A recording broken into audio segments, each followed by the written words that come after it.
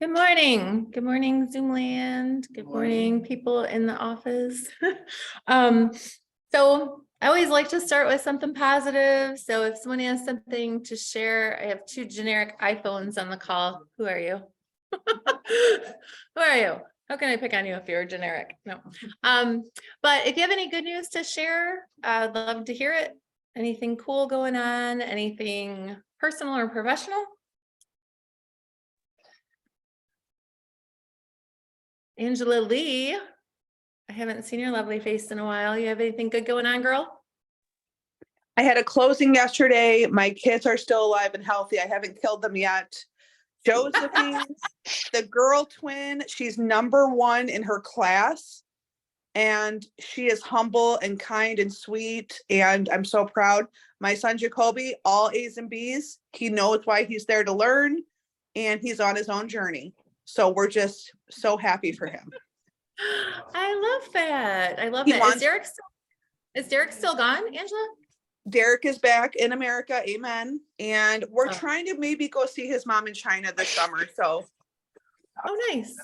we're bumping and grinding over here. Love you guys. Love you too. It's good to see you here. You don't How want about to you, see Jenny? my face. Oh, not your face. Okay. Good to Not see your today. beautiful portrait then. How about you, Jenny? You got something good? You're unmuted and sideways. This looks like she's at the gym. I know, right? How about you, Steph? Do you have anything good to share?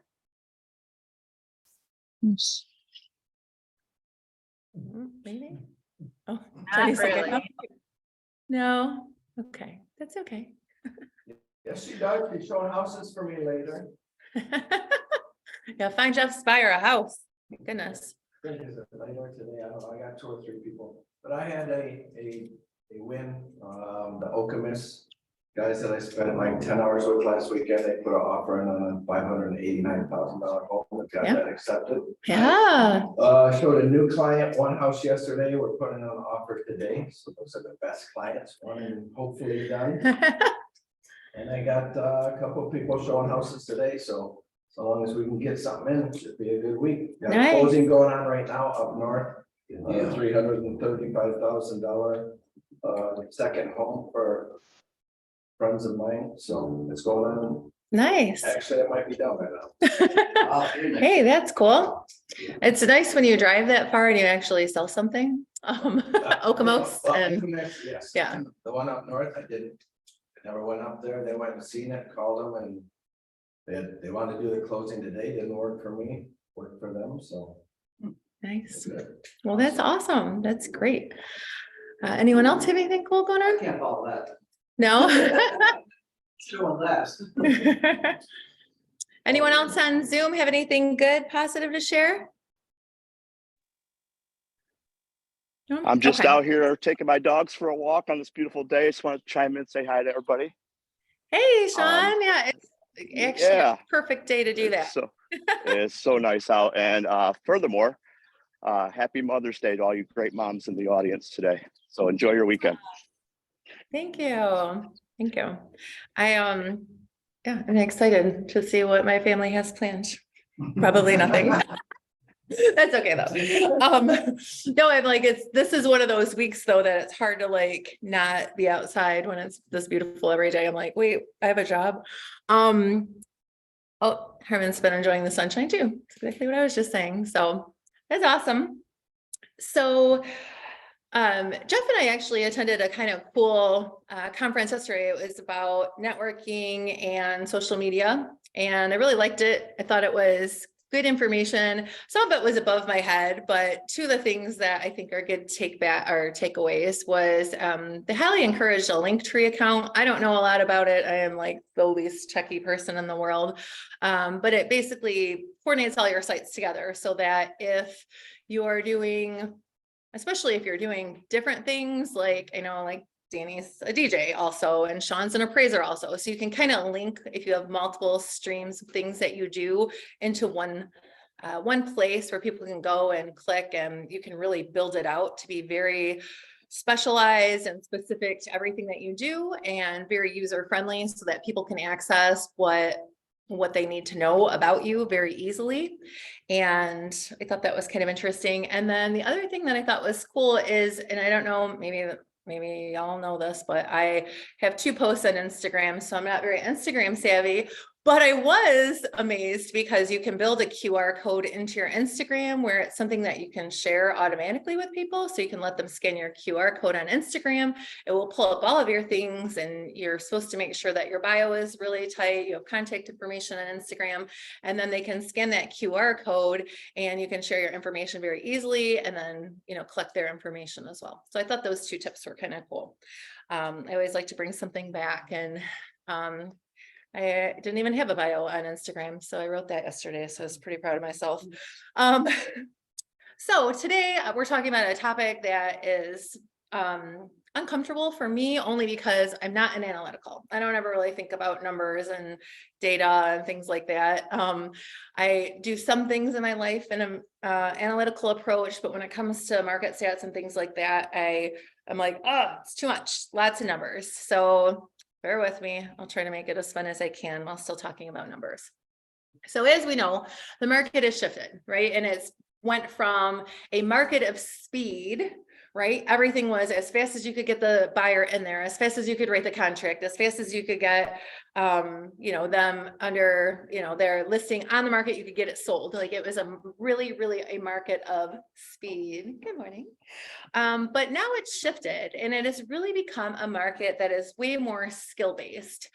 And the skills are, of course, prospecting always, building your business. It's writing great offers, which, that was a portion of last year, but this year, maybe even more so. And I'll explain why in a minute. And the more skillful you are, the more you can get people to align with you and trust you in the process, the better that you're going to be ultimately. So moving away from that, it's still a fast market. So speed is still definitely a thing. But before it was speed as quickly as you could move, you could stay along with the market. And now it's just shifted. So, like, for example, this year in March, compared to last year in March, home sales went up 30%, which is the highest. I'm sorry, no, I'm gonna back up. From February of this year to March, home sales went up 30%. So like the market was a little bit stalled there for a minute, and then it had the biggest jump that it has had in 5 years. So home sales went up 30%. That is a ton. And when you're comparing that like year over year, so last year, home sales compared to this year in the same quarter, homes prices were up 5.3%, which is a very big number. Like that's a big difference from last year. And knowing that, morning, Jenny, knowing that is important, right? So that we can share that with our home sellers, right? That ship of selling your home high has not sailed, right? 5.3% higher that's a big margin. That almost covers our commission, right? 6% commission, 5.3. I mean, that's very close to that. In the first quarter of 2022, there were 18,378 homes on the market. Same quarter this year, 14,907. So almost 4,000 less homes on the market, right? But we still have this influx of buyers. There are 22.7% less listings. And that's huge. That's just such a squeeze on the buyer market and a huge advantage to the sellers, right? Because they have less competition. Every conference I'm attending over and over and over, they always bring up, because I still hear it every single day, the market's going to crash, and wait till it crashes, and wait till this goes down. Still everyone expecting that 2008 crash. Well, we know because of this low inventory, it's virtually impossible. And when we were in 2008, when that crashed, the interest rates were exactly the same as they are right now, somewhere in the 6s. And Right now, the big difference, there was so many factors that come into play here. New construction was a big thing in 2008. They would build spec home after spec home after spec home. There would be several, and then it got to the point where there wasn't even really a model home in one after the crash, because they were so scared to build new homes that they stopped just hoping that someone would buy the home and instead would wait until you're under contract. So that's a lot different than then, when you would have maybe 5 to 8 different models that you could walk through as spec homes in a community. So that new construction being so low is really affecting the market. So now I've just started seeing where maybe they'll do one spec home in a new construction neighborhood, but that doesn't help the market that we're in right now, especially, if they're building a new construction, they need 8 months to, well, 6 on the most, optimistic end, but really it's more like 8 to 12 to build a new construction home. And so that again squeezes the market. So then the other huge factor is that unfortunately less investors are selling. Once they saw like how much rents went up, which was 8 and up to 20% higher than rents had been historically, again, because of the buyer demand for homes, and there not being enough homes or people that are not qualified to purchase homes, things like that, they were able to jack their rates up at such a high amount that a lot of them, it didn't make sense for them to sell, which again squeezes that market. So what else? So a bunch of cities local to us are increasing in value, which is good for you to know too. So the 3 that are closest in proximity to us are Monroe, Wyandotte, and Taylor. Each of those cities have seen giant growth in the amount of value in their homes. So that's something to definitely keep in mind. Let's see. Okay, so when you're talking to sellers, there's a lot of information that you're going to want to be able to share when you're sitting down with them. Important information to a seller: days on the market, right? We talk about that quite a bit. Right now, the average days in the market in our area is 19 days in the market. And that's important because that tells them how long basically it would be from listing to pending. And sometimes people get nervous, right? 19 days, that's not a very long amount of time. People are used to historically it being 30, 45 and up to 60, but then we had the other extreme where it was just a few days on the market. But keeping that in mind as you're talking to a seller, building time in for them after closing if they need it, and accommodating their, moving is huge. I know I talked to Jeff this week. He was putting an offer in contingent upon them, maybe it was last week, them finding a home. Putting in those contingencies to give them a cushion to find a property is huge. One of the offers I ran into recently, it was only on the market for 2 days. We gave them 60 days occupancy. So figuring 30 days to close the mortgage, they have 90 days to find a home. But what I'm also noticing is that mortgages are going through a lot quicker. I feel like a lot of mortgage lenders are sitting like on their hands because it's a lot different than it was previously. They're just waiting for a contract to come through and they can really turn them around quickly. I've seen like 11-day turnaround times. It's been very fast. Then you have to keep that in mind too, right? Sometimes we can't move that fast. Sometimes I've had to rein a lender in and say, okay, we have to adhere to the closing date. The seller needed 60 days occupancy. They need as much time in the house as possible. So moving the date from say June 10th to May 15th, that's not going to work for them because that takes 3 weeks of their timeline away from them. So, that's just something to keep in mind. Other thing we want to talk to sellers about is obviously looking at their current competition, right? Knowing what else is on the market in their neighborhood as part of your CMA so that we can pay attention to their days on the market, make sure that they're priced correctly. And so as much as, we've been doing, when you do a market analysis and your CMA, you're looking 30, 60, 90 days up to 180 days, whatever, really because the market is so squeezed right now, I feel like people can really get a higher price than they have, because we just have this huge shortage right now. So that's all important, of course, but it always goes back to what is the market willing to pay, and just talking to the sellers about that. Another thing I always encourage you to do, this is kind of a weird one, but before you meet with a client, especially for a listing appointment, I suggest you, if a home has sold on their street or within a couple streets, sellers pay attention to that, especially when they have in the back of their mind that they're going to list at some point. They are paying attention to everything that's happening in their neighborhood, and they're well aware of it, right? Because everyone has Zillow, or they'll see a sign in the yard or whatever and do a little bit of research. So keep that in mind. When you're there, I usually will, for my own self, like print off even the old listing ticket. And a lot of times it's like a year and a half ago, right? So that's irrelevant to right now. An appraiser is not going to use that, but just having that knowledge so that they have the perception that you're paying full attention to their neighborhood, that you're fully aware of it, that you're fully aware of the market. It's just a good look for you, because then you're walking in very prepared. So if they say, oh, well, that house on, Colonial Street sold for this, that's just a block away. And then you're like, oh, wait, okay, well, the market was a little bit different then. And, it doesn't, I can't say, maybe it would be better than that. I don't know. But in this, at least you're aware of that. Oh yeah, that was actually a different market. That was a year and a half ago. However, these homes sold more recently, and this is what an appraiser would rely on more heavily. So just keep that in mind.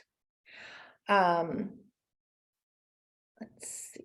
10 years, 10 years is the typical time a seller will stay in a home. So I know, like, a lot of times, people think that maybe they're shopping for their forever home, but oftentimes in 10 years, people will move. And I think that's good to keep in mind, especially if you're a real estate agent for a long time, circling back to those people that, maybe purchased 10 years ago and just kind of seeing where they were. I actually did that this week, reached out to a couple people that I sold to at the beginning of my career. Some of them had kids, and that kind of changed their dynamic, their house, they'd outgrown their home, something like that. So I have a couple like on the horizon. So just keeping that in mind. 89% of consumers say they would use their same agent again, but only 12% use their same agent, which is pretty sad. And that comes from you not being top of mind, right? So we talk about that all the time. Stay connected with everybody that you ever sell to, stay connected to them on some sort of a consistent basis. Everyone that I kind of follow right now says quarterly, at least one touch quarterly, and it can be any method that you choose, but just so that you're staying in front of them and making sure that they know who you are and that you're still in the business of doing real estate. Anyone have any questions or comments over? No? Okay. So going to buyers, when you're looking, we were just talking about this the other day. So if you pull up a city, like say Riverview or Southgate, and you see how many homes are in the market, that's something kind of just to keep in mind. And honestly, inventory is so low right now. Every day, log into the MLS and look at what is new on the market. And it's almost to the point where, someone could be like, oh, did you see that house that just came up in? And I have kind of a farm area. I'm a downriver girl. So I'm and I try to stay as close to my bubble as I can, except I was out in Augusta Township this week, but I do try to stay as close to my circle as I can. And so every morning I specifically pay attention, especially if I have buyers in the area, which I normally do, even if they're the tire kicker ones that take a long time sometimes. But I'll say, okay, I know Flat Rock, Trenton, Riverview, Southgate, Wyandotte, and Brownstown, whatever, Trenton, know that area. And I really pay attention to those homes every morning when I go into the MLS, because what I found is that when I'm out socially, when I'm at whatever, my daughter's tennis match, or I'm at, a party or a networking event, whatever, I know the market. I know almost every home on the market because there's such low inventory, and it actually makes me look really smart, I mean, like, and it's a dumb thing, it's an easy thing, but it's something that I can do and do on a daily basis and just kind of put them in my memory bank. And the thing is that I noticed is because the market is moving so quickly and things are going pending so fast, just keeping up with the daily thing is really enough. I don't have to go retroactively back because those homes are gone. I was meeting with a girl last night showing her condos, and she asked me about one, and I'm like, oh yeah, the one on blah blah blah. Like, she's like, well, what about that one in Brownstown? And I told her the condo, what it looked like I knew all of it. And because each morning I'm paying attention to the new listings on the market, and specifically, of course, condos are top of mind because that's what she's looking for. And so knowing that I could tell when she was with her mom, she's like, wow, okay. And that impressed her because I knew the market. So knowing that, I feel, is very important. The other thing that's great is sharing days on market with people. So that sharing that with the buyer as well, it's not only important to sellers, it's also important to buyers, and letting them know in advance how quickly things go pending. I had that same girl, she, it was a home that had been in the market 2 days, and she took a night to think about it and it was gone. And I had told her up front, right? And part of this is, trust building. So we had a buyer's consultation. I explained the market to her, said how fast it was going, but she honestly needed that proof of that going pending before she could put an offer in it, because she was mulling it over, for her to say, oh, wow, okay, this is serious. This is a fast market. And so last night, and this is just, 3 days later, I take her to look at a condo and she's like, okay, we should write it up tonight. It was that urgency, right? So they learn that tough lesson, but then they have that urgency. So just keeping that in mind. So things that I don't, and then buyers typically take 10 weeks to find a home and look on average at 5 homes. So something to keep in mind. So that's just averages, right? Some people find things a little bit quicker. Sometimes I'll have,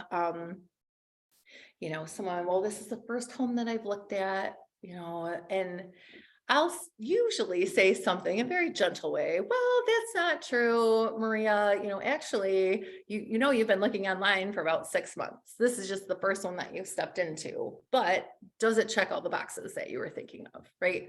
And just a gentle guide. And maybe she says, yeah, but I'd still like to keep looking or something. Okay, no big deal. But at least throw that out there, because sometimes I've had people be like, oh yeah, you're right. This is what I've been looking for. So it's just an easy, gentle way to kind of guide them towards decision making. Things that I never discuss with buyers are interest rates.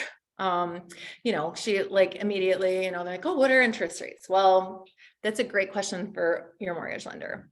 And I'll say, they know your credit score, they know, the mortgage plan you're going into. So talk to them specifically about that. I never quote taxes because I don't want to tell them one thing and then it'd be different. I always tell them to speak to the assessor about that. How much their down payment is going to be. I never ever talk about that either. Again, that's why you align with the mortgage professional. And closing costs, same thing. Even though I could probably give them a ballpark of what it would be, I just always defer them back to the mortgage lender, because depending on the home, it may put them into, maybe they could be eligible for a different mortgage than maybe they originally discussed with them, just depending. So, I always say align yourself with a good mortgage lender so that you can send a list. This particular girl came from a mortgage lender. He sent her over to me. And so, I'm like, okay, I'll send him the listing ticket. He can estimate all of your costs because he knows what mortgage program you're in. And he can, run the numbers for you. And it's really great if a mortgage lender does that. I'm sure you would do that, Rob, because then they can break down for that specific property what it's going to look like for them, what they're going to need out of pocket and all of that. So I think that's important. All right. Any questions? Yeah, Thanks. Okay, so in the MLS, if you guys are ever like feeling really analytical, you can actually go in and they have all of the market stats that you can pull. And like, so this one I pulled for Greater Wayne, which is basically everything except for Detroit. And it, to me, it kind of summarizes like downriver and all the way over to like Belleville, Dearborn, captures all of that. And this one had, just for the month of March, last year we had 1,371 listings and now we have 1,059. So 300 less listings, which is a negative 22.8%. So that's a huge difference between that. Pendings went from 1,207 last year to 939. So part of that is a reflection of there being less homes to sell, right? I feel like I still have a decent amount of buyers, but I'm like, okay, I'm showing one house this week and then maybe one house in 2 weeks once something else comes on that aligns with them. So that's, having those few things is definitely a big difference.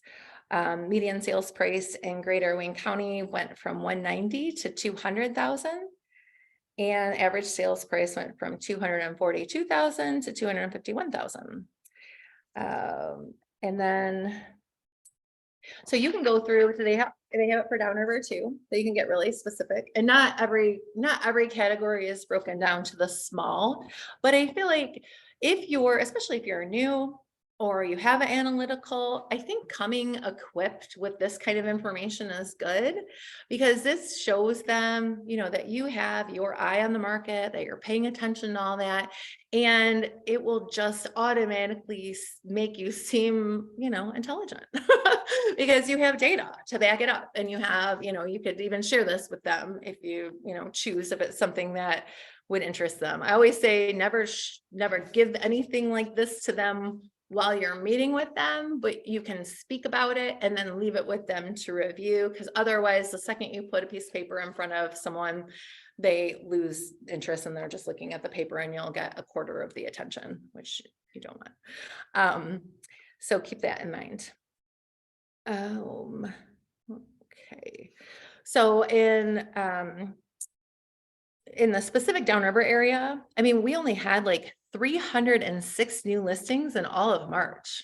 That's not a lot at all, especially for the amount of buyers that are out there. And only year to date between January and March, there were only 834 listings total. Downriver is a big area. So seeing those numbers is, kind of scary, just because there's a scarcity of properties.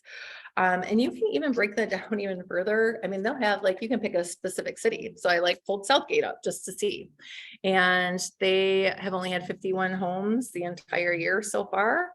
And but their median sales price in Southgate, which I think was really interesting, bless you, went from 168,000 to 220,500 for their median sales price. That's a huge jump. And what great information to share if you're going to a listing in Southgate. Huge, because that's exciting for them. You can encourage them to capitalize on those numbers now. Herman said something. Highly agree. If you're showing a home in a new market city, it really helps to study what's out there, because some people will ask you if you have any other listings in the area. Yeah.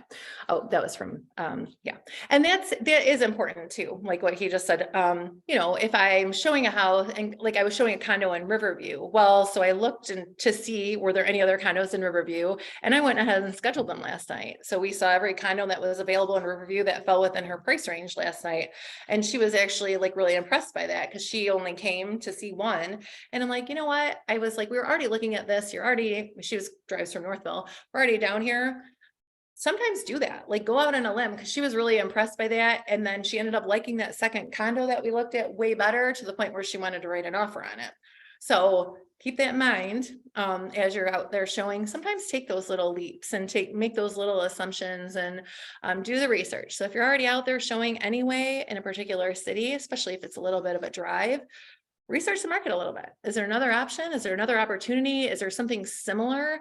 Or I was also going to show her a house last night, but ended up going pending before we got over there. But because it was a little bit higher in price, but without that association fee. I mean, the one we were looking at was like $366 a month.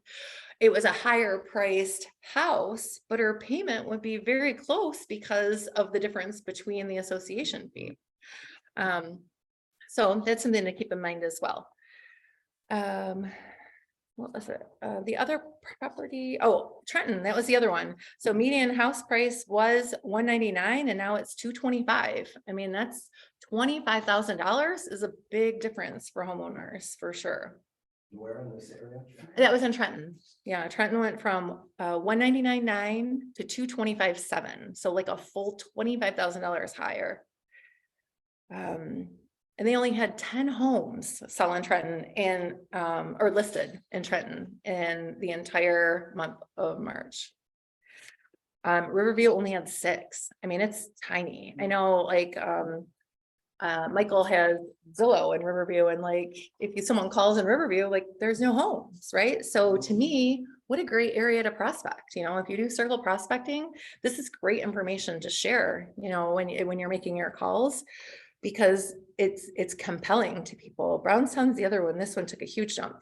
Brownstown was 271.5 for their median. Now they're 321.7. I mean, that's almost $50,000 more for their median sales price. So it was 271.5 and now it's 321.7 for the median sales price. And that's a huge, huge jump. So the more information, again, that you can take with you and share, you know, it's going to set you apart, right? I actually lost the listing once because I didn't have a marketing packet. I mean, that's like the craziest thing, but someone left material, like printed material, and that was perceived as better than what I brought to the table. And that was like impactful for me, right? After that, I'm like, okay, I always have to bring something to share. And I think, I mean, these look great, right? These look very professional. So just sharing that and including that, like a little bio about yourself and maybe one other document of information, maybe some reviews, or maybe if you want to leave a market analysis, like leave something behind so that they remember you and have something tangible. I know you can get like folders and stuff from EXP to make it look even a little bit more professional. Okay, so then I was reading a little bit in this book, The Power of One More, it's called, and it's a real estate book, and I cannot recall the author for the life of me. But there were some things that I thought was cool. So, and this is kind of just bonus material because I can only talk about numbers for so long before I fall asleep. I'll die, literally. And unless anyone has any questions or anything about any of this. No, anyone on Zoom have any questions or feedback or anything? Actually, it's not about that. Okay, that's okay. Okay, so what would be your best advice to tell somebody when they want to sell their house, but they're afraid to sell their house because they're gonna have to overpay for another house? Yeah, so a lot of people have that perception, right? But to me, to get in the home that is truly the home of your dreams or the next step, right? If you break it down, so maybe you're paying whatever, $10,000 more for that home. But if you broke that down by the year, and that's less than $1,000 a month, less than, you know, $33 a day, whatever, you know, if you divide it up into like, it always is, what is it? Bring it down to the ridiculous, like where it's like for $2.25 a day to be in the home that you, yes, of your dreams, is that worth it to you, you know, or whatever. So sometimes breaking it down to the ridiculous is compelling enough, you know. And when I'm talking to homeowners, you know, I'll say things like, you know, we're going to find the home that you of your dreams, you know, that you're looking for, and give you enough time to find that so that you're not settling. And, you know, sometimes there's like a comfort in that, right? So it just depends how motivated. And always circling back, like, but you know, for paying that extra $275 a day, you're going to be 5 minutes from your grandkids. Like that's exciting, right? Or you're going to be up north where you really, really want to be. Yeah. And really like focusing always on that, their motivation to align your goal with their goal. Mhm. I always tell them, you're gonna sell higher than you're gonna ever get right now, so you're gonna get extra to sell now. If the market drops, you're gonna get less, you're gonna pay less, so it goes hand in hand. You're gonna make more here, you're Mhm. gonna spend more there. That's a great point, Jeff. Jeff said, you can make more now than you might be able to make in the future, so you might buy high too. I mean, there's never, to me, like, buyers are like, oh, I can't wait till the market crashes. Well, then, rates are gonna go up, they're just thinking about this, right? The market crashing and they're gonna capitalize on something. Well, no, there's gonna be a lot of other factors that are gonna be attached to that, right? The other thing that I forgot to mention is, when we were at UWM, they predicted, didn't they, like in the fives, that we would get somewhere in the fives over the summer and the next several months. But then every presidential election, there's a shakeup in the market, right? There's something major that happens especially in the real estate economy. I've seen it every year since I've been in the business, something major happens. So I think it'll be interesting to see. I mean, next year's a presidential election, so that could turn everything upside down. Anyone else have any questions, thoughts, feedback before I go into the next section? Oh, and then this stuff, if you go into Realcom, actually, and you can either access it, there's two ways, and I meant to look and I did not, so I apologize. But on the main screen, before you would click to go in the specific MLS, there's something like statistics that are on that bar. And I can picture it maybe as a tree or cloud, something, I don't know. I can send it in our group later. And then in the actual MLS, there's a category that's all statistics where you can just pull up pages and pages and pages and stuff until you fall asleep and die because there's so much. Okay. Okay. So the other thing that I want to talk about was that the power of one more. And it breaks it down into like 6 things that if you do that, it will be you building your business and give you practical ways to be increasing your business, increasing your sphere, growing your network, all of those things. And so the first one is focus on every single day, adding one more contact every working day to your database. So if we're counting no weekends and no holidays, it's about 260 days per year. So if every day you were out doing your normal routine, doing what whatever, going to the veterinarian, going to get your hair done, going to get your nails done. I see you, Haven. Going to whatever, shopping where you normally shop, going to the bar you like to hang out at, whatever it is, just adding one person to your database every single day will end up with 260 additional connections by the end of the year. That's a lot of people because each of those 260 people have a network of people also, right? So being very mindful about just adding one person and having those casual conversations that turn into conversions. So, maybe it's just you start with a compliment to a person, or maybe it's, oh my gosh, have you been here before? If someone's, sitting next to you at a bar or getting their nails done or whatever, have you been here before? Or where's a good place to eat around here? I'm starving. I'm going to grab food after this. Or you're in a restaurant. What do you normally order here? Whatever it is, start those connections because you never know what could spiral into something else. Of course, always asking people about themselves is a great way to spur on conversation. And before that conversation closes, I've really enjoyed talking to you. Do you mind if we share information, just so we can stay in contact going forward? And add them to your database. And maybe it starts with, a text here or there, or, or maybe you get their email at some point and you put them on your newsletter or something like that.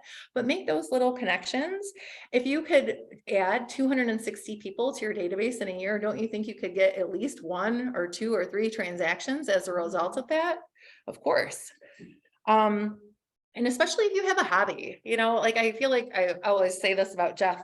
He's so great about, having hobbies where he makes connections and grows his sphere, doing something you love, right? Whatever that is. My one friend, she meets people all the time. She takes her dog to the dog park and she's constantly building her network of people she knows. And it's something she loves to do. She loves to spend time with her dogs. She loves other people's dogs. And I feel like that's a great way, something simple.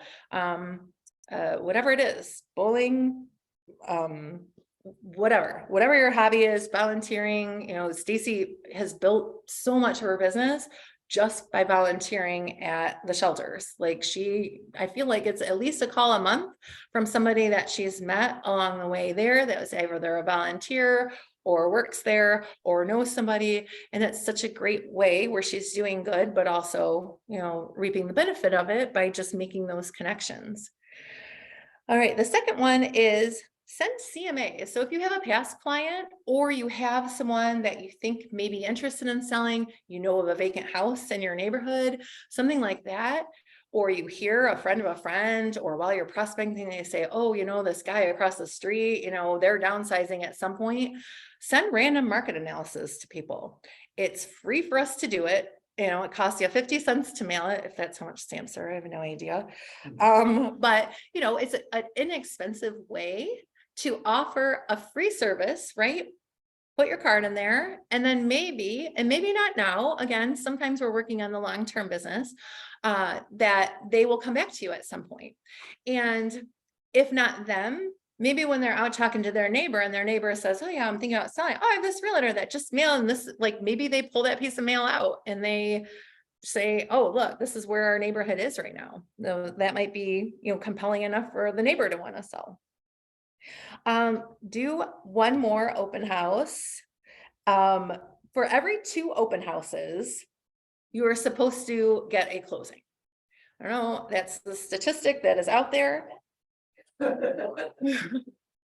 But so that means working harder, right? To get people, keep them in your sphere, keep in contact with them. Yeah, it's not easy. I think open houses are a tough one because you get such a short window to make an impression, right? It's a lot of pressure, especially if it's a busy open house and people are like flooding in and out and in and out. It gets crazy. But if you continuously do them, you're supposed to get at least 2 closings per year from an open house, and up to 6 if you do them on a consistent basis. The next is one additional, one coffee or meetup or cocktail with either a potential client or a past client. So if you have numerous past clients, maybe meet up with them, say, hey, do you feel like grabbing a cup of coffee? Those personal connections go so far. And I've seen this over and over. Like, I have gone by my past clients' houses. Do you mind if I stop by, maybe bring them something small, a plant, something inexpensive, but something thoughtful. I had my one friend was making these like hot cocoa bombs. So I stopped by a past client and brought them a few of those, like just something thoughtful that you could do, or a meetup. I met one of my clients. I was like, hey, do you feel like going out to grab a glass of wine? Yes. Okay. So then I connect with her, and she has sent me like 2 or 3 people since I did that with her. And it was like, whatever, a couple hours of my life, less than, $30. And I have built referrals from that little investment of my time. So let's see, creating 1 video per week. We hear this over and over with our social media, but a lot of us get nervous with video, but everyone says that's where it's at, because then people feel like there is a personal connection. And this video, maybe you're not comfortable putting it on social media, but you could send them a direct video to past client or potential client. Hey, I'm just thinking about you. Want to let you know, maybe drop something about the market, or maybe, I was just thinking about you. There's not a lot of homes in Riverview, but just so you know, I'm calling on your behalf every day. I hope you have a great day. Them seeing you and a smile, and they will feel like it's a genuine interaction. And so that's a powerful thing that you can do. That's easy free. And even if you just do one a week, commit to doing one a week of some sort, whether it's on your social media or whether it's a personalized video that you send directly, some sort of connection on the video. And then the last one is one more show of gratitude per week. And this can come in, any way that you want. So this could be a phone call. Again, it could be past client, it could be a sphere, it could be someone in your network. I'll send them out to like mortgage lenders sometimes, or, just be like, hey, I just want to compliment you. I feel like you do a really great job. I was just thinking about you. And sometimes I end up getting a referral from it randomly. The next person that they get that's pre-approved, they send my way. So something, you could send a card or a note. You could, again, do a drop by, bring something small, something thoughtful. People love to be thought of, right? And so the more things that you can do, the more touches that you have, the more likely they're going to be to come back to you or to refer people to you. So the other thing that I've been doing is really paying attention. If you ever have someone that has closed, if you've had sales or people, even if you're working with currently, I keep hearing over and over, add them to your Facebook, add them to your, social media sphere, so that you're staying on top of like what they're doing and sending personalized cards if something major happens, or also just liking something or complimenting them. I had a client and I had not, shame on me, had not stayed in touch with her very well at all. And I ended up the other day, just like she posted, because it had been like the 2-year anniversary of them buying their house. And I said something, I'm like, oh my gosh, because I remember how happy she was, because they did not think they were going to be able to buy a house. We were in a very, very tough market. We wrote a very competitive offer. We were FHA, and I thought there was no way. And I happened to be friends with the agent, and he was nice enough to push my offer to the top, which I still am like so indebted to him. Which after that, I sent him a card, gratitude, thank you for working with me. That goes so far, you guys. It's like such a small thing, and that's like a bonus tip that I didn't even plan on talking about. But if someone pushes your offer to the top, or they're like, you know what, it does seem like you're on top of things, thank them in some way, because that will go far. And you never know, if you have another transaction with that same person or someone in their office, they will vouch for you and say, yeah, she's a great agent. If you can work with her, work with her. So just keep that in mind too. But anyway, so I said to her, this girl, Angela, I was like, oh my gosh, I was like, I remember this day, you were all smiles. I'm so happy for you. I was just thinking about you the other day. And she was like, you were the best real estate agent ever. So A, that's great, because that means I made an impact on her. B, that put me back in, the top of mind for her. And everyone on her page that sees that, and there was tons of comments, will know that I was her real estate agent. So it kind of has a trickle down effect. And again, no cost, just a little bit of time. And, I'm not one for I'm not great at like scrolling and commenting and whatever, but being strategic about it and actually using it for business development, I'm all about that. Because I feel like if you make that investment in your clients and personal acknowledgments, I feel like it just really goes a long way. And they're like, oh, wow, whatever it is, like, oh, we're going to a Mother's Day tea, and I'll be like, oh, you two look adorable, like just something, so that they know that, I'm so that I'm on their mind and that I care about them. So, which I do. It is authentic. So be authentic with everything too. Anyone have any questions or anything? No? Anyone on Zoom have any questions, feedback? And honestly, like, it could be anything. If you have any market questions, situational questions, anything. I feel like you have to have an essence of analytical, to, Me? yeah, or to Why? even just get going with Gross. the real estate. So it's all good information, but it's a ton of information. It is. Yeah, it is. Like, that's the thing. I am analytical with some things, but when it comes to stats and numbers, I'm like, I just literally want to know the bare minimum, and it's just enough, so I sound educated in the market. Like, if you can just drop a couple of specific stats, oh, home prices are up 20% or something like that. Well, they're like, oh, wow, something to make them think, right?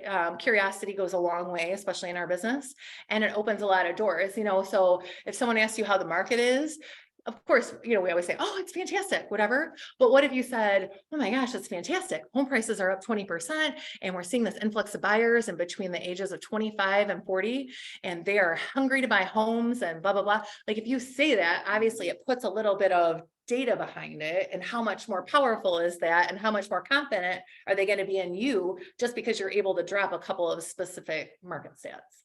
Very So, nice. yeah. I just feel like it's to me, an easy way. And again, especially for new agents, to just have that little edge, right? Where maybe you're not feeling as confident on some things, like, I don't know how to fill out the paperwork, but as long as you can say some things, you have people to help you fill out the paperwork. As long as you can say some things that sound good, everybody's got your back here. Oh, thank you, Shannon. So, all right, well, if you guys need anything this week, let me know, or if you have any questions, and otherwise, have a great weekend. Happy Mother's Day to the mamas out there, and I'll talk to you guys soon.